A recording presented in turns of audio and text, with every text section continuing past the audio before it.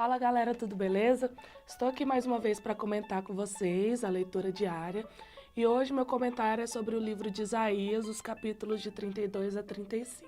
Para você que já tem lido o texto, você deve ter percebido que desde o capítulo 28 até o 33 são um conjunto de textos de lamento e que sempre começa com questionamento ai daqueles que confiam, dos que esperam e tal.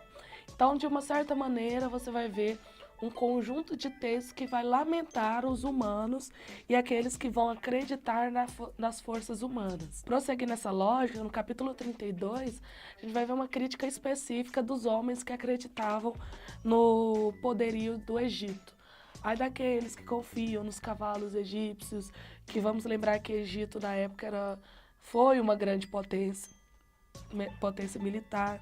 Então, nesse momento do texto, ele vai estar relembrando essa questão da história de Israel. Um foco também dado no capítulo 32 é a questão das mulheres que se tranquilizam, pois confiam nos homens que os protegem.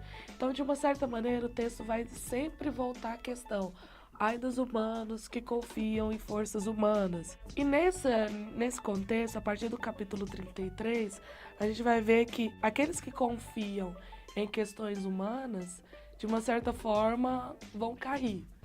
Mas, de uma certa maneira, em tanta desesperança, surgirá o Salvador justo, o Reino justo, e isso vai abrir um pouco a discussão que vai ser concretizada no capítulo 35. A partir do capítulo 34, vai ser relatado um contexto de julgamento que atingiria as nações, de um julgamento contra Edom, e quando se fala de Edom, a gente vai ter um símbolo da perversidade das nações, do período dos povos que de uma certa forma desagradavam a vontade de Deus.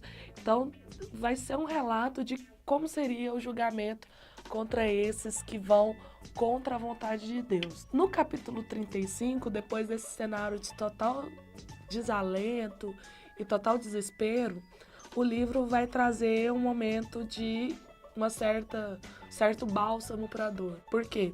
Ele vai falar que mesmo em meio a esse deserto de nações que não acreditam em Deus, de destruição, você vai ter flores no deserto, vai florescer em um deserto de destruição. Já vai ser um anúncio da restauração de Deus, a restauração que Deus faria em meio aos homens. Para alguns estudiosos, estaria citando um pouco da era messiânica. É por isso que é muito importante, durante o período que Jesus estava na Terra, as curas que ele vai fazendo no Novo Testamento e o relato dessas curas. Porque ele vai estar relembrando um pouco o livro de Isaías, de uma certa forma, demonstrar esse poder dele soberano. Como lição dos textos de hoje, eu queria tirar duas questões.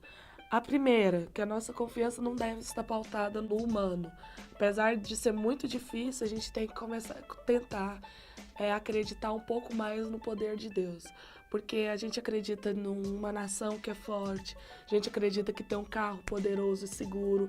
Às vezes a gente quer colocar nossas forças na polícia para trazer segurança, mas no final de tudo, a nossa esperança tem que estar na vontade de Deus. E uma segunda questão é que, apesar de estarmos numa situação, às vezes, de desalento, e a gente vê um contexto futuro tão tenebroso no nosso contexto atual, seja politicamente, economicamente, a gente tem que pensar que no desfecho nós vamos ter um reino justo que será implantado através da volta de Deus à Terra. Então é isso aí, por hoje é só que eu queria comentar com vocês.